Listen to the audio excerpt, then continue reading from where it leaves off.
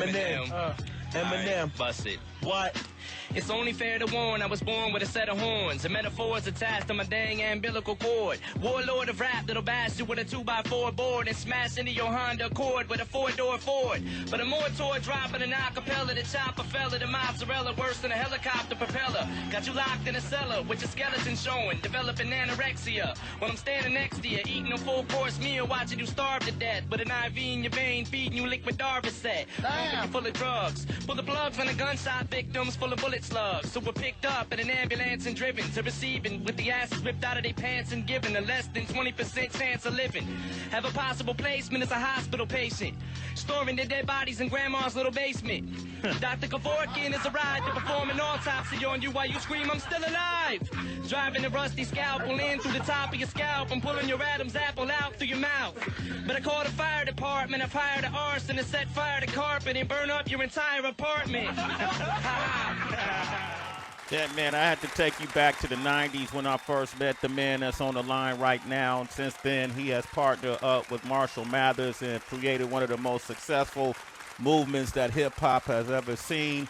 The latest release, Music to Be Murdered By, had broken so many records and continue to still stream well. Man, that doesn't happen alone.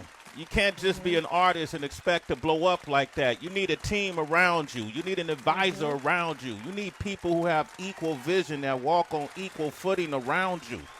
Right, Heather B? You got to be surrounded by people who think like you.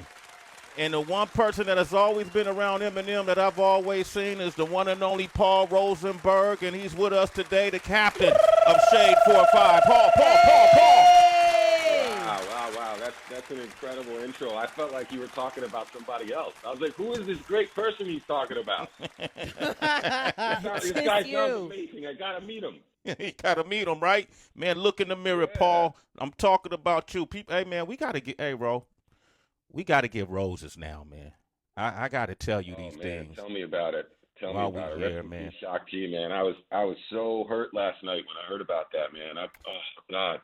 Yeah, I've been a fan of that guy since I was a kid. And it just keeps happening, man. The hits keep coming, and I don't know. It's scary. I mean, we're getting older, and I guess this is what happens. But damn, he was young, and some of these guys that are passing are young, and it's difficult to accept. But you're right. We have to give people their roses now, acknowledge them now, thank them now, show them love now. Talk about them while they're still here. While they're still here, man. I'm glad you're on the show too. Man, can you share any story? Did M ever perform on tour with Digital Underground? Did you ever have a chance to meet on stage? I don't think so. No, I don't think so. I feel like their sort of moment was significantly before when we came in the game. You know, like Marshall got his deal in '98, and by then, Pac was already gone. It was sort of past their sort of groundswell. But no, I don't think he had a chance to do anything with those guys. But I know he was a fan. Definitely was a fan. Of course. Paul Rosenberg is here, and I'm pretty fascinated by the longevity. Eminem signed his deal in 1998. Sheesh. My gosh. Yeah. Think about that. Wow. Hey, Tracy, that ain't to say he started in 98. No, of course not. Of course not. No, Infinite came out in 96. That's his first independent record. So, yeah, this has been a minute. From an independent record to now, it's interesting how much has changed. When y'all put that out, and I know we're going to talk about what we came to talk about today, but when you put out Infinite, what was the goal? Like, what was your vision? Well, I wasn't involved yet, actually. He had done that on his own, and I bought Infinite from him on cassette for $6. He was selling them hand to hand at the hip hop shop on 7 Mile, and it took me by surprise in the sense that I was surprised he had it together so much to be able to put out an independent product. Back then that wasn't easy to do. Like, you had to really have your stuff together, right? You had to be able to afford a studio. You had to hire producers. You couldn't just record everything at home and press a button on your computer. You had to send it off to be manufactured and get the cassettes back. And, you know, it was very different back then. So I was impressed by the fact that he had it together and had a group of people that knew enough to be able to put this product into his hands. And then I heard it and I thought it was great. But, you know, if you've heard Infinite, and I know you have, Sway, but maybe some of the audience hasn't, it's very different than the Eminem that you're used to now, and in almost every regard, right? The way he sounded, his delivery, the subject matter, the types of beats, it was all very different than the Eminem that you know today. But the one thing that I heard was the talent, right? So I knew that he had this sort of raw ability to rap it really, really well. So I stayed focused on him and stayed in touch with him after I left Detroit and I moved to New York to take the bar exam. And then some friends reached out to me. It was actually DJ Head, who was Marshall's DJ at one time, reached out to me and said, hey, you got to check out the new stuff Eminem's doing. And so that's when he had the bare bones of what became the Slim Shady EP. So it had like Just Don't Give a Fuck on there, and records like that. And then that's when he found his voice and created Slim Shady, and that attitude that really is his attitude, and gave him this sort of freedom to be who he really is as an artist. And that's when I was like, okay, this is something I'm definitely going to want to work with. Paul Rosenberg, come on, man. I love that. Wow. Took us back, Tracy. Yes, indeed. And Paul. Yeah. Hi, Tracy. Hi, Heather. What it do? So good to hear your voice, Paul. I'm glad that you're doing well. You know, you just broke down a bit of what Eminem was doing, of course, but behind the scenes, can you talk about all the zigzaggy roles a manager has to play? Because it's not just dealing with a label, then eventually creating a label. There's so many different things, especially when you have decades of longevity. Can you just share? Yeah, I mean, the way I describe it is the manager should be the sort of business interface for all things that an artist does. Right. So if you split an artist in two and there's the business side and the art side, the manager should handle the bulk of the business side. And different managers have different types of relationships, of course, with their artists, and different artists are more engaged in business than others. You know, Marshall's very different than like Jay-Z, who's very engaged and very entrepreneurial. Marshall's much more focused on the art. So if you've got a good relationship with the artist and they trust you and they give you the ball, you got to run with it and be the business interface for that actor, that artist. So everything that artist does, from, like you said, the record label to the attorneys to the business manager to marketing to publicity to touring, you name it, all of those things, endorsements, sponsorships, we handle.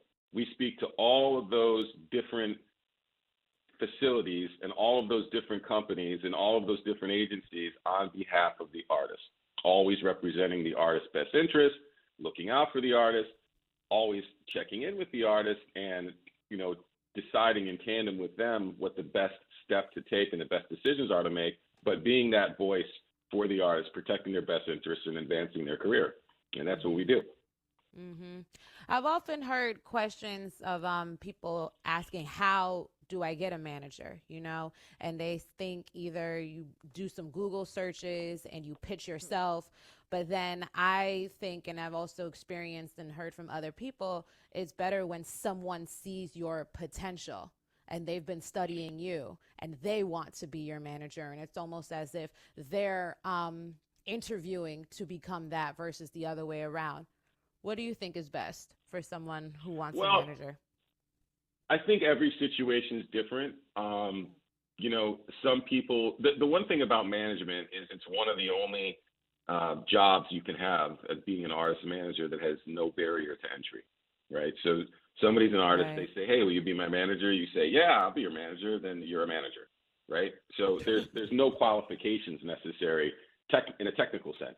In a practical sense, you have to be very qualified. You're going to get eaten up, right? So I happen to be preparing myself for this for a very long time. I, went to undergrad, I went to law school, I studied the music business, and wanted to become very involved in the music business. So I was preparing myself for it. And I happened to be in the right place at the right time and meet the right person. And, in a sense, there's a lot of luck involved there. But, I didn't stumble upon Marshall.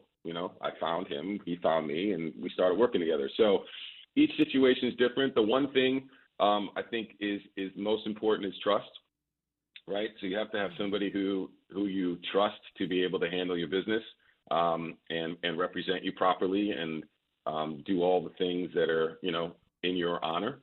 And then beyond that, obviously the person who's going to manage you, hopefully if they don't have experience, have some sort of background to prepare them to enter into this business realm because, they're tough waters to navigate at times. Mm-hmm. So, hopefully that answers your question. Yep. Okay. Paul Rosenberg is here. Heather, you want to ask him anything? Like he's still giving deals.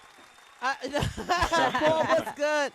What's good with you, Paul? Hey, Look, you got to dig deep for this question because I know that you call here and you have to always talk business and whatever. But what I want to know is what the hell do you do for fun, Paul? Are you like cooking on your spare time? You watching basketball? What the hell do you do for fun, Paul? Well, that's a good question. Thank you. I am an avid sports fan. So I go to Nets games, as you know. I've seen you guys at Nets games before. I'm still going. I go tonight actually to the Nets game. So I do that for fun. I am also a very, very big college basketball and football fan. Go Green. Nice. I'm a Michigan State Spartan, right? So I'm a fan of that. I smoke cigars, and I sort of collect cigars as a hobby. So even yesterday I was working out of a cigar shop, I have a family too. So I spend a lot of time with my kids, right? So my son is 11. He plays basketball, so that takes up some of my time. My daughter plays piano and sings and is involved in school plays. So believe me, there's plenty to keep me busy. Can you recommend a good cigar for about $12, Paul? I'm so serious right now. It's not even funny. I'm glad you said cigars.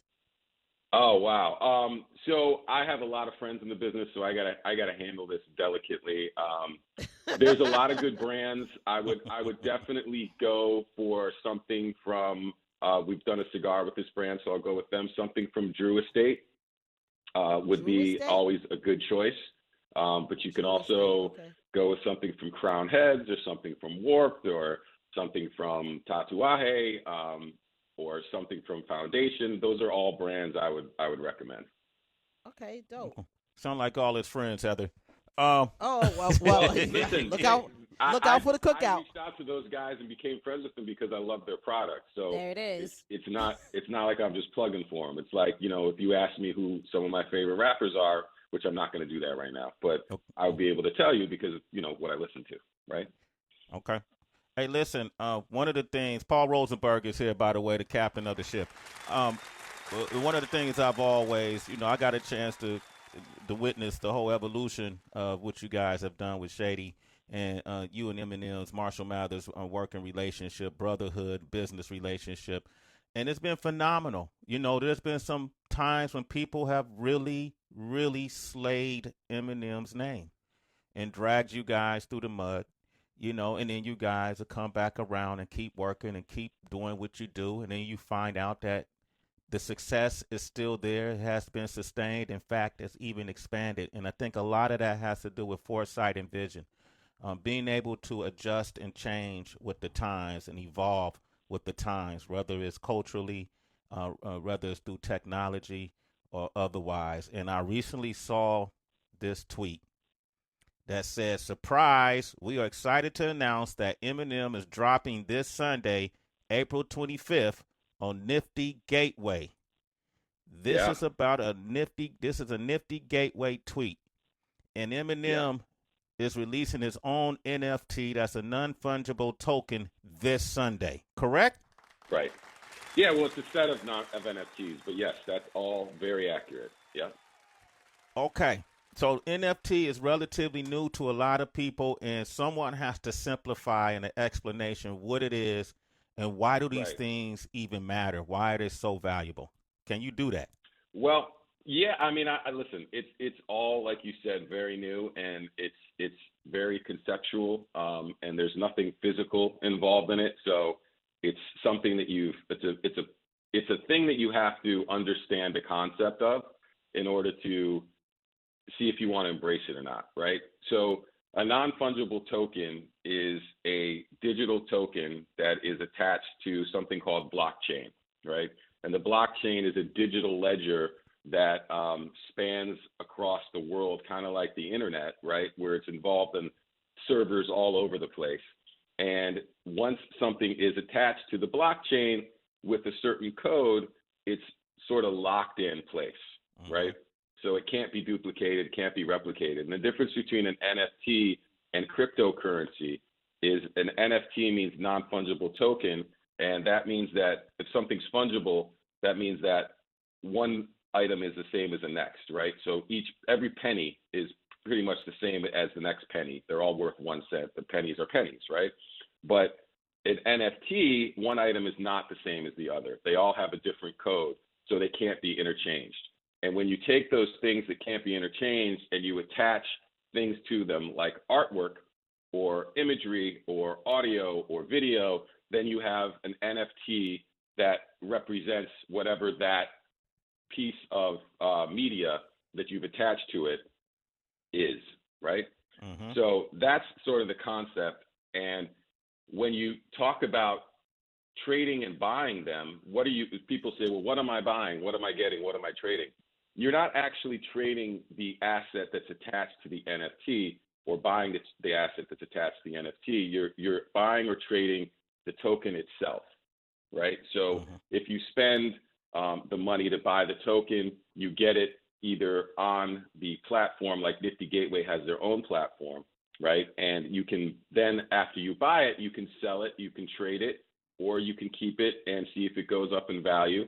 And these tokens are going to be attached to whatever the artist that is represented, in this case, Eminem, whatever they've decided to attach to these tokens, right? So the one thing, like Sway, when you and I were talking about it, the one thing we discussed is, when we came up as kids playing video games, we didn't have the same things that they do now, which are these in-app purchases, right? Where people get virtual goods. So, you've seen people playing Fortnite.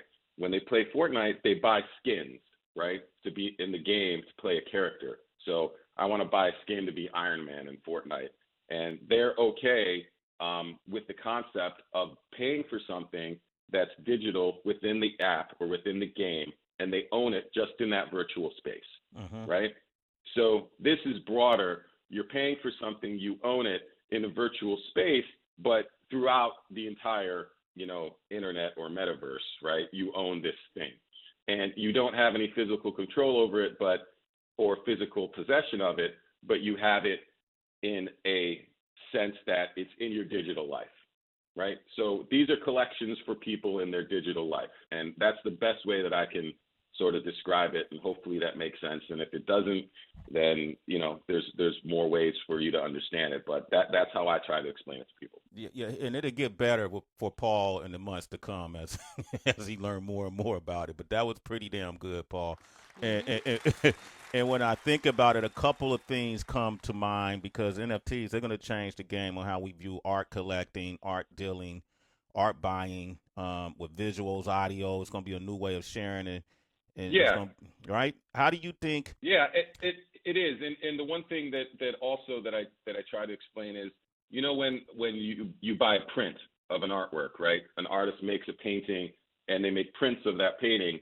They aren't actual originals, but they're a copy of that original. And you buy the print and you hang it on your wall. This is similar to that, except it's a digital print. So whatever the piece of art is, you're buying a digital print of it. You don't have physical possession, but you have digital possession of that print. And that can't be copied, it can't be replicated, because it's attached to that specific sequence on the blockchain, and it's authentic and numbered, and can't be replicated or anything like that. So there's that aspect of it as well. When I think of this, I'm wondering how you think it's going to affect the need or the experience of more traditional mediums. Like, how do you think it's going to affect the DJ or musicians as creators as a whole? Yeah, listen, I think we're just sort of scratching the surface of where we are going to go with this, right? This is like the early days of any other sort of major technology. I don't think we really know where things are going to go in the utilization and growth of this technology. When the internet first started, we just basically had email and chat rooms, right? I mean, and look what it's turned into now. I think this is the same sort of stage that we're in with this blockchain technology right now as where we were when the internet started to where the internet is now. Man, we got Paul Rosenberg. Eminem is releasing his own NFTs. That's this Sunday. What time and what time will this take place? Yeah, so it starts at 6:30 p.m. Eastern time, and there's a few different drops, and we haven't released all the details of them yet. But there's going to be an open edition, which means that you, for a set period of time, I think it's going to be for 10 minutes, you can buy as many of this particular NFT as you want, right? So that's an open edition. Then there's going to be an edition that is for a longer period of time, where they're a limited quantity, right? Open edition means as many people buy that particular NFT during that time period, they will mint as many as are purchased, right? Then there's going to be limited items, which for a set period of time you can buy, but once they're gone, right? So there's a limited amount, and those can be purchased for that period of time. And then there's going to be also a one-of-one, which is going to be auctioned. And sky's the limit for what that's gonna reach, and we're gonna give a portion of that particular item to the Marshall Mathers Foundation as well. So there's gonna be a charitable component to this. Man. But wow. We worked hard to try to create something that really spoke to Marshall and who he is and his sort of persona as an artist. Because a lot of times people just come into this and they hook up with an artist and they put out a piece of art and it doesn't really speak to who the person is. Like if Marshall would have put out some sort of abstract painting, people would be like, what the hell is that? Like it doesn't really connect to who he is. So we came up with this concept, and the drop is called ShadyCon. And much like people in the real world go to these conventions like Comic-Con or, Star Trek Con or whatever sort of thing people are fans of or have a hobby surrounding, and they gather and sort of trade their wares and their collectibles. So we created a digital version of that, and this is called ShadyCon. And the inspiration for the actual NFTs that are available are, Marshall's interest in what he personally collects, right? So he's a comic book fan, and dare I say, a comic book geek, and he's been collecting comic books since he was a kid. But he also collects vintage toys. And he also obviously is a producer and makes beats. So we tied all that stuff together for the drop, and we've teased out part of it. And the open editions are these action figures. So there's a Slim Shady, an Eminem, and a Marshall Mathers action figure, and those are the open editions. But then we're also going to have, and I guess this will be an exclusive, one of the numbered sets, we're calling it a pack, is trading cards. Right, so there's going to be a set of 6 trading cards that are available in a numbered limited quantity as well. And then beyond the packs, we have 2 limited editions, which are statuettes that are sort of 3D art renderings, and they have an original beat produced by Marshall for this drop attached to them, and those are in a limited quantity. Wow. And then the one-of-one is going to be a custom created video with the beat is only attached to this NFT, this one-of-one. So there's a separate beat attached to the one-of-one NFT. And there's going to be giveaways with that too, which we'll be announcing probably later today. Wow. So you gave up the goods. Yo. I was thinking, man, he going to. Yeah, I was thinking you was going to be cryptic about it, Paul. Okay, you actually gave it up today. I was like, how am I going to get this out of him? I got to get this out of him. Wow. Yeah, listen, I mean, it's happening Sunday, right? So we got to start talking about it and get people ready for it. it's going to be fun. It's something we're trying out. We've spent the last couple months putting it together, and it's been a lot of work, but it's been very enlightening, and we've learned a lot, and it's been a cool process. Wow, Paul Rosenberg is here. Jill is on the line. Couple people called. We'll do this real quick. Jill in Ohio, Grand Risings. How you doing? Jill, what's popping? Jill. Hey, Grand Risings, everyone. Hello, Tracy, Heather, and hey, Paul.